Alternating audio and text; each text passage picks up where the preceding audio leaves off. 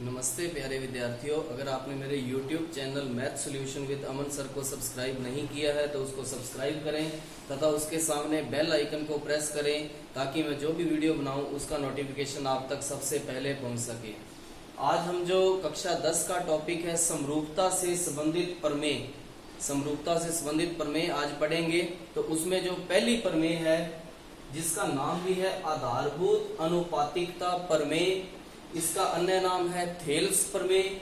और बोर्ड परीक्षा में जो प्रश्न इस तरह से ही पूछा जाता है कि आधारभूत अनुपातिकता प्रमेय का कथन लिखकर सिद्ध करो, तो आपको कथन भी खुद लिखना पड़ता है इसका, या थेल्स प्रमेय का कथन लिखकर सिद्ध करो। और थेल्स प्रमेय ये भी इसका सेम कथन है, ये कथन आपको खुद लिखना पड़ेगा और फिर उसके बाद जो 4 पॉइंट हैं उनसे वो सिद्ध करना पड़ेगा। या कई बार सीधा कथन दिया हुआ होता है तो आपको सीधा प्रमेय की तरह इसको हल करना है। तो इसका जो कथन क्या है, किसी त्रिभुज की एक भुजा के समांतर खींची गई रेखा त्रिभुज की शेष 2 भुजाओं को प्रतिच्छेद करे तो यह दोनों त्रिभुजों को समान अनुपात में विभाजित करती है। देखिए, मैं किसी त्रिभुज की, तो सबसे पहले त्रिभुज बना लिया, किसी त्रिभुज की एक भुजा के समांतर, जैसे इसका नाम है त्रिभुज का ABC, इसकी BC भुजा के समांतर एक रेखा खींच दी जिसका नाम रख दिया DE। DE जो है वो BC के समांतर है। समांतर खींची गई रेखा त्रिभुज की शेष 2 भुजाओं को प्रतिच्छेद करे, तो ये शेष 2 भुजाओं को D और E पर प्रतिच्छेद कर रही है, तो यह दोनों भुजाओं को समान अनुपात में विभाजित करती है। तो जो अनुपात बनता है वो अनुपात समान अनुपात है, AD बटा DB बराबर AE बटा EC, ये इसका उत्तर लेके आना है। तो सबसे पहले दिया है एक त्रिभुज ABC में DE समांतर BC, ये अपने को दिया हुआ है। इसके बाद सिद्ध करना है, सिद्ध करना है AD बटा DB, AD बटा में DB बराबर AE बटा में EC, AD बटा DB बराबर AE बटा में EC, ये इसका उत्तर लेके आना है। इसके बाद है रचना। रचना में आप देखिए क्या करना है, यहां से एक इस भुजा पर लंब खींचना है, यहाँ 90 डिग्री का, इसी तरह से एक लंब इस तरफ खींचना है, ये 90 डिग्री का। C को इस D से मिला देना है और B को E से मिला देना है।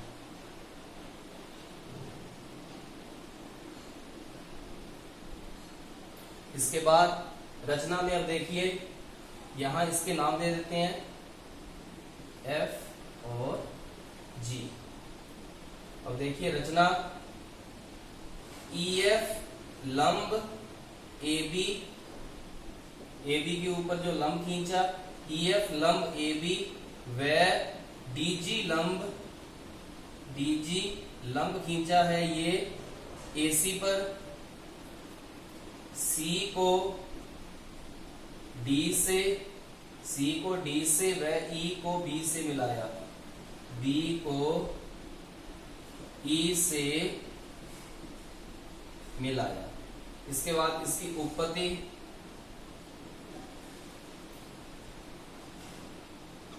उत्पत्ति में देखिए इसके जो DEBC एक ये समलंब चतुर्भुज है, क्योंकि इसमें समांतर एक जोड़ा है समांतर भुजाओं का। तो DE जो है वो है समांतर BC के।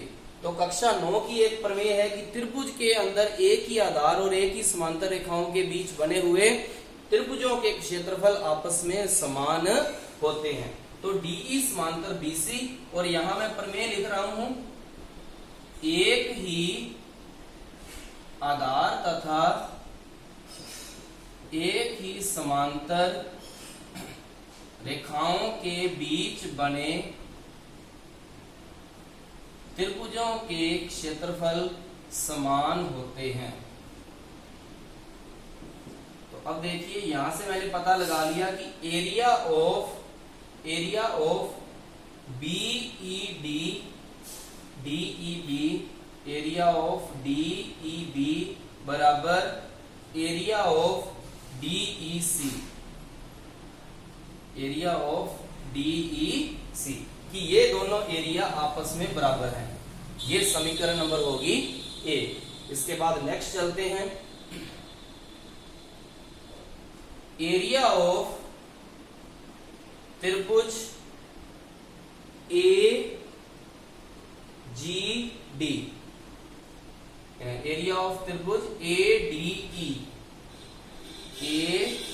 डी ई बटा में एरिया ऑफ त्रिभुज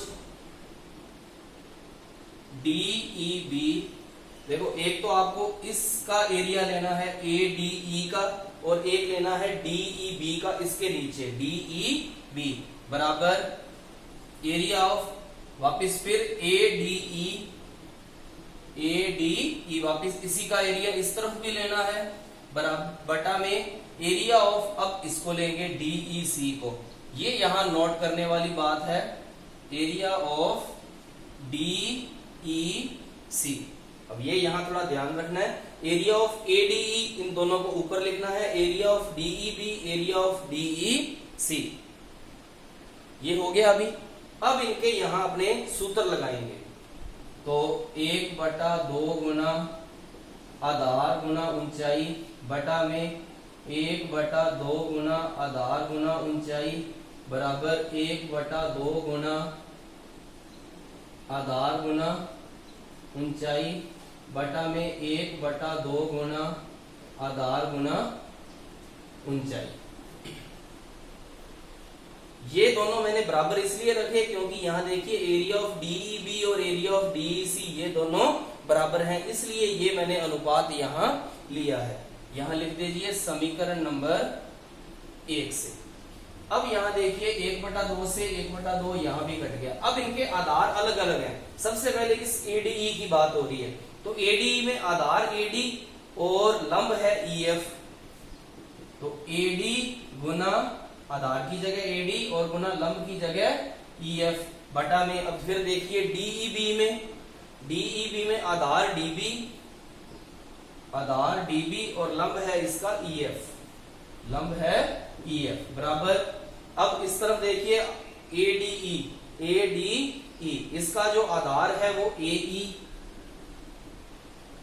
आधार है एई, और इसका जो लंब है वो है डीजी, लंब इसका इस भुजा पे ये डीजी पड़ रहा है लंब गुना डीजी, और बटा में इसका जो आधार है वो है डीईसी का आधार है ईसी, और गुना लंब इसका है इस भुजा पे डीजी, डीजी से डीजी कैंसिल, ईएफ से ईएफ, तो ये बन गया एडी बटा में डीबी बराबर एई बटा में ईसी, और ये अपने को सिद्ध करना था। इस तरह से इसमें यहां नोट करने वाली बात है कि ये मैंने ये किस तरह से लिखा है, तो ये लिखने का है इसके नीचे इसको और इसके नीचे इस त्रिभुज को लिखना है। ये दोनों बराबर इसलिए होगी क्योंकि एडीई का क्षेत्रफल और एडीई का क्षेत्रफल तो आपस में बराबर है ही, डीईबी और डीईसी का क्षेत्रफल आपस में बराबर है समीकरण नंबर 1 से, इसलिए मैं यहां मैंने स्टेप को काम में लिया है, तो ये आसानी से प्रमेय सिद्ध हो जाती है। नेक्स्ट प्रमेय की ओर चलते हैं।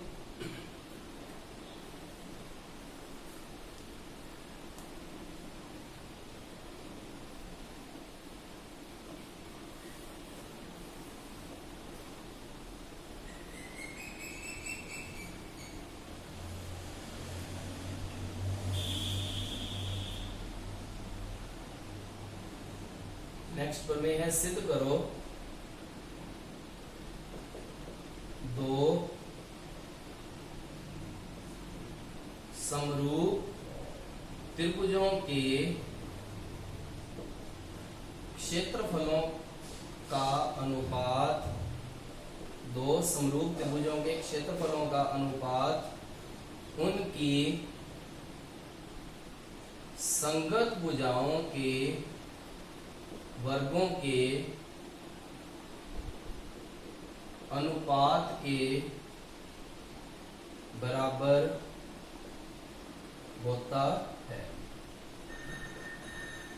और में देखिए क्या है, सिद्ध करो दो समरूप त्रिभुजों के क्षेत्रफलों का अनुपात उनकी संगत भुजाओं के वर्गों के अनुपात के बराबर होते हैं। तो सबसे पहले दो समरूप त्रिभुज ले लेने हैं। एक त्रिभुज मैंने ये ले लिया और दूसरा त्रिभुज ये ले लिया, ए बी सी, दूसरे का नाम दे देते हैं पी क्यू और आर। अब देखिए सबसे पहले दिया है त्रिभुज ए बी सी समरूप त्रिभुज पी क्यू आर, ये दिया हुआ है कि ये दोनों त्रिभुज आपस में समरूप हैं। इसके बाद सिद्ध करना है, सिद्ध करना है एरिया ऑफ त्रिभुज एबीसी बटा में एरिया ऑफ त्रिभुज PQR बराबर, अब संगत भुजाओं के वर्गों के, एबीसी की भुजा होगी AB, इसका वर्ग बटा इसकी भुजा इसके सामने कौन सी है PQ का वर्ग बराबर BC का वर्ग बटा में QR का वर्ग बराबर AC का वर्ग बटा में PR का वर्ग। तो ये इसका उत्तर लेके आना है। इनके संगत भुजाओं के वर्गों के अनुपात के बराबर होता है। रचना करेंगे इसमें। ए से लंब खींच दिया और इसका नाम रख देते हैं AD, और P से लंब खींच दिया, इसका नाम है PM। तो AD लंब BC तथा PM लंब QR खींचा, ये इसके ऊपर दो लंब खींच दिए। दोनों त्रिभुजों में A से शीर्ष A से खींच दिया लंब और इसमें शीर्ष P से लंब खींच दिया। उत्पत्ति त्रिभुज ABC समरूप है त्रिभुज PQR के, इसलिए AB बटा PQ बराबर कि जब दो त्रिभुज समरूप होते हैं तो उनकी भुजाओं का जो अनुपात है वो आपस में बराबर होता है। AB बटा PQ बराबर BC बटा में QR और बराबर AC बटा में PR। ये एक अपने ये पता लगा लिया। अब नेक्स्ट त्रिभुज ABD व त्रिभुज PQM में, इन दोनों त्रिभुजों में देखते हैं कोण B बराबर कोण Q, ये दिया हुआ है अपने को, समरूप है ना, तो समरूप त्रिभुजों के कोण आपस में बराबर होते हैं। B के बराबर हो गया Q और कोण D बराबर कोण M, और ये 90 डिग्री। कहां से लिखा? ये रचना से, अपने रचना की है ना, रचना में लिखा हुआ है कि ये लंब खींचा, तो ये कोण आपस में 90 डिग्री के हैं। अब देखिए अपने पता लगा लिया कि त्रिभुज ABD है वो समरूप है त्रिभुज PQM के, कि ये त्रिभुज ये इतने वाला और एक ये त्रिभुज, ये दोनों आपस में समरूप हो गए, ये दोनों आपस में समरूप हो गए। किस नियम से हो गए? AA कौन नियम से, AA नियम से। देखिए ये दो कोण आपस में जब त्रिभुजों में मिल जाते हैं, आपस में दो कोण बराबर मिल जाते हैं तो वो त्रिभुज समरूप होते हैं। अब समरूप है तो देखिए AB बटा में PQ, AB बटा में PQ, ये अपने इसको समीकरण नंबर 1 दे देते हैं, और बराबर AD बटा में PM, AD बटा में PM, समीकरण नंबर 2, 1 व 2 से, 1 व 2 से। अब 1 नंबर समीकरण में AB बटा PQ आ रहा है, ये इन दोनों के बराबर भी है और ये इसके बराबर भी है, तो यहाँ 3 टर्म आ रही थी, अब ये 4 टर्म में बदल जाएगा। तो AB बटा में PQ बराबर BC बटा में QR बराबर AC बटा में PR बराबर AD बटा में PM, ये समीकरण नंबर बन गई 3। अब देखिए एरिया ऑफ ABC बटा में एरिया ऑफ PQR बराबर half base into height upon half base into height, आधार गुना ऊंचाई, हाफ से हाफ कैंसिल, तो एरिया ऑफ ABC बटा में area of P Q R बराबर, आधार इसका क्या है, इसका आधार है BC, इसका आधार है BC और बटा इसकी जो ऊंचाई है वो है आधार गुना ऊंचाई, इसकी ऊंचाई है वो है AD और इसका आधार है QR और जो इसकी ऊंचाई है वो है PM। आधार गुना ऊंचाई, आधार गुना ऊंचाई। अब देखिए AD बटा PM BC बटा QR के बराबर है। ये देखिए BC बटा QR, इसको मैंने सेम का सेम लिख दिया। AD बटा PM किसके बराबर है, BC बटा QR के, BC बटा QR के। तो ये बन गया BC का वर्ग बटा QR का वर्ग। अब देखिए BC का वर्ग बटा QR का वर्ग, ये इसके भी बराबर है, ये इसके भी बराबर है, तो ये समीकरण नंबर बन गई 4। तो 3 व 4 से एरिया ऑफ ABC बटा में एरिया ऑफ PQR बराबर AB का वर्ग बटा में PQ का वर्ग बराबर BC का वर्ग बटा में QR का वर्ग बराबर AC का वर्ग बटा में PR का वर्ग। इस तरह से इस प्रमेय को बड़ी आसानी से अपने हल कर सकते हैं। इसके बाद नेक्स्ट प्रमेय की ओर चलते हैं।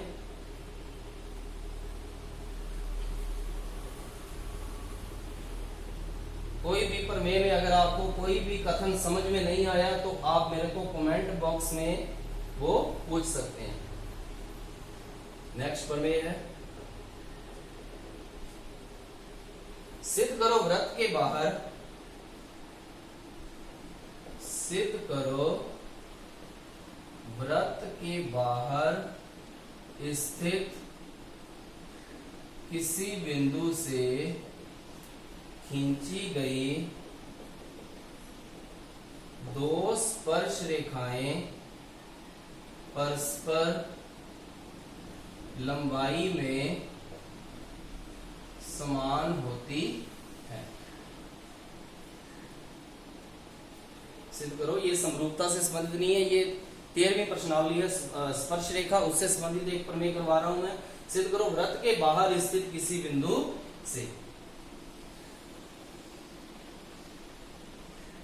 वृत्त और इसके बाहर कोई बिंदु ले लिया, इसका नाम ले लिया P, ये इसका केंद्र है O और इससे ये स्पर्श रेखा खींच दी और ये स्पर्श रेखा। वृत्त के जो बाहर बिंदु होता है उससे दो स्पर्श रेखाएं खींची जा सकती हैं। लिखा हुआ है ये वृत्त के बाहर स्थित किसी बिंदु से खींची गई दो स्पर्श रेखाएं, जिसका नाम एक का PA और एक PB। ये सिद्ध करना है कि PA और PB आपस में दोनों स्पर्श रेखाएं बराबर हैं। A को O से और O को B से मिला दिया। तो सबसे पहले दिया है एक O केंद्र वाले वृत्त के बाहर स्थित बिंदु P व दो स्पर्श रेखाएं PA व PB, ये अपने को दी हुई है और O को इधर P से भी मिला दिया। इसके बाद है सिद्ध करना है, सिद्ध करना है। क्या सिद्ध करना अपने को, PA बराबर PB, ये उत्तर लेके आना है कि दोनों स्पर्श रेखाएं हैं ये आपस में लंबाई में बराबर हैं। रचना, O को A B व P से मिलाया, इन तीनों को आपस में मिला दिया। अब उपपत्ति की ओर चलते हैं। त्रिभुज OAP व त्रिभुज OBP में, इसमें दो त्रिभुज दिख रहे हैं, दोनों त्रिभुजों में आपस में बात करते हैं। तो देखिए सबसे पहले इन दोनों में दो भुजाएं OP और OP दोनों में ही आ रही है और ये उभयनिष्ठ भुजा है, ये जो है ये उभयनिष्ठ होगी। हर चीज को कारण लिखते हुए स्पष्ट करना है। इसके बाद OA और OB ये भी आपस में बराबर हैं। क्यों बराबर हैं, ये त्रिज्याएं हैं वृत्त की, वृत्त की त्रिज्याएं, और त्रिज्याएं सारी की सारी आपस में समान होती हैं। इसके बाद कोण A और कोण B है, ये दोनों 90 डिग्री के हैं, ये दोनों 90 डिग्री के क्यों हैं ये?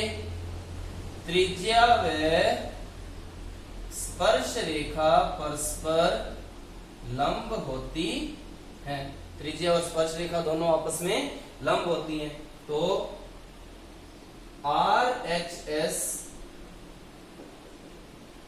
सर्वांग समता नियम से त्रिभुज OAP ये सर्वांगसम है त्रिभुज OBP। ये दोनों त्रिभुज आपस में सर्वांगसम है। सर्वांगसम है तो एक दूसरे के ऊपर फिट आएंगे। फिट आएंगे तो जो फिट आएगा AP के ऊपर कौन फिट आएगा?